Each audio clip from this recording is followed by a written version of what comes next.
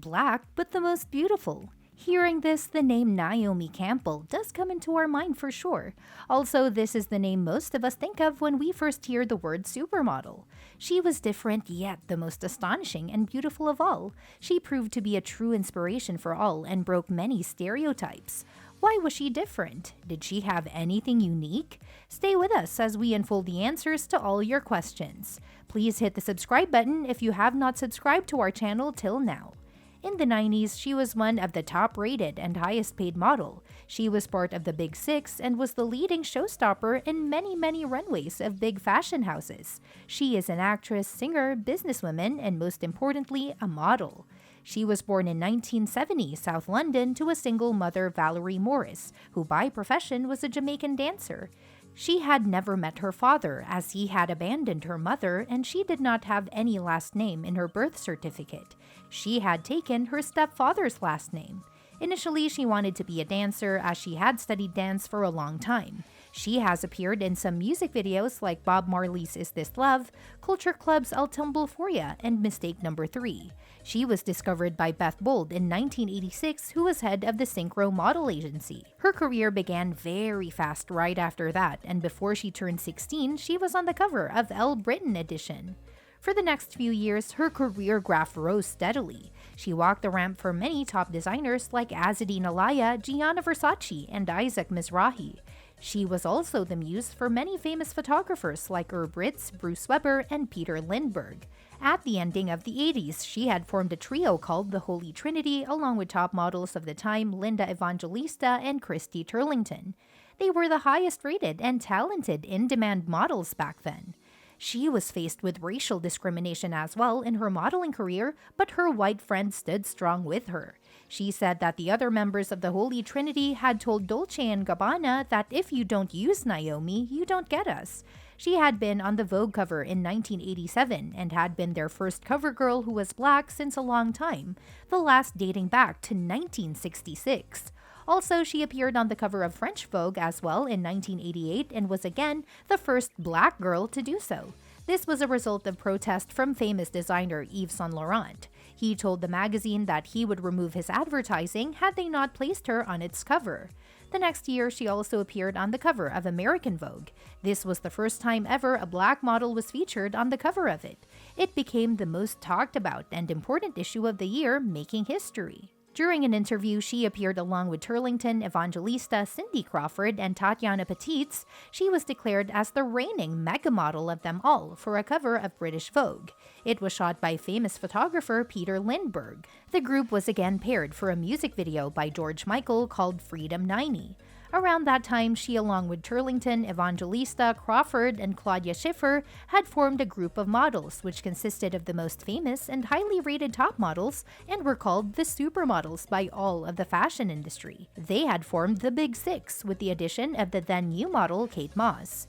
In 1991, she walked the runway arm-in-arm lip-syncing to the lyrics of Freedom 90 for Versace with Turlington, Evangelista, and Crawford. It was a very unique moment in the supermodel era as well. She also appeared opposite the legendary Michael Jackson as his love interest in a music video called In the Closet. Later that year, for the 100th anniversary of Vogue, she posed for its cover shot by Patrick Demarchelier, along with many popular models of that time. Later in the same year, she was featured in a controversial book by Madonna titled Sex. She was seen in a set of nude photos along with famous rapper Big Daddy Kane. She appeared for 2 times on the cover of American Vogue in 1993. There was an incident where she fell on the runway. This happened during the fashion show for Vivienne Westwood. She was seen donning foot-high platform shoes. These are displayed at Victoria and Albert Museum in London. She was fired from Elite Model Management, where she had spent almost a huge part of her career till then due to her bad behavior reportedly. They had stated that no amount of money or prestige could further justify the abuse to staff and clients. She widened her horizons in the mid-1990s to other areas of entertainment. She wrote a book titled Swan, which was based around a supermodel having to deal with blackmail, but alas, the book had been subject to poor reviews. Campbell branched out into other areas of the entertainment industry. Caroline Upchur commented that she just did not have the time to sit down and write a book. She also released her album, which was called Baby Women. The nickname was given to her by designer Rifat Ozbek. It gained success only in Japan. It did not reach UK's top 75, but a single in it, Love and Tears, had reached number 40. It was produced by Youth and Tim Simonon. The album was severely criticized by critics. She received a lot of negative comments for her very bad pop music. She had small roles in Spike Lee's Girl 6 and Miami Rhapsody, and also a recurring role in New York Undercover's second season. She, along with some fellow models, invested in a chain of restaurants called Fashion Cafe in 1995, but had to be shut down due to allegations like fraud and money laundering on the directors of the cafe. Campbell continued modeling, both on the runway and more frequently on print, even at the so-called end of the supermodel era.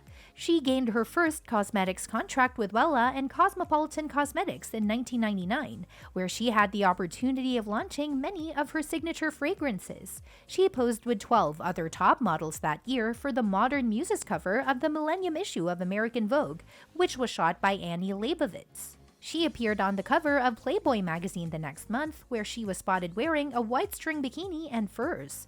She hosted the 50th Miss Universe pageant in 2001 along with supermodel Elle Macpherson. Later that year, she was seen on the cover of British Vogue with rapper Sean Puff Daddy Combs with a headline, "Naomi and Puff, the ultimate power duo."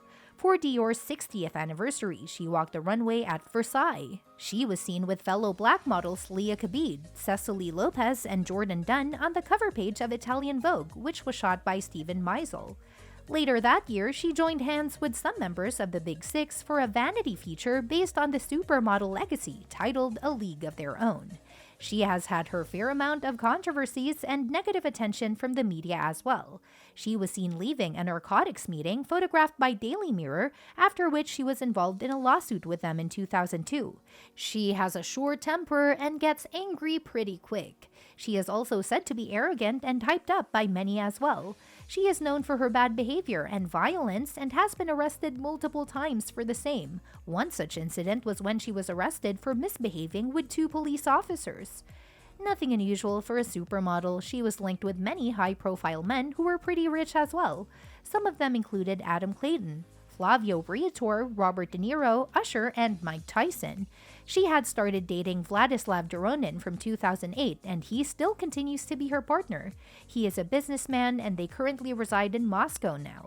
She is still a prolonged face in the industry. She appeared on covers of many popular magazines like Essence and V in the year 2010. She also made an appearance with musicians and other models for the cover of Harper's Bazaar. In 2011, she starred in Duran Duran's much hyped up and awaited music video titled Girl Panic. Supermodels Helena Christensen, Cindy Crawford, Yasmin Laban, and Eva Herzgova also joined her for the same. She is still a renowned face and has had a very progressive career, much longer and better than any other model known. She created a revolution for all the black women out there. Well, the era when Naomi modeled was very different from now. It must sure be an inspiration for all of the aspiring models, as it's not where we come from what defines us, but what we do. This has been repeatedly proved by many like Naomi. What do you think should change for the current generation?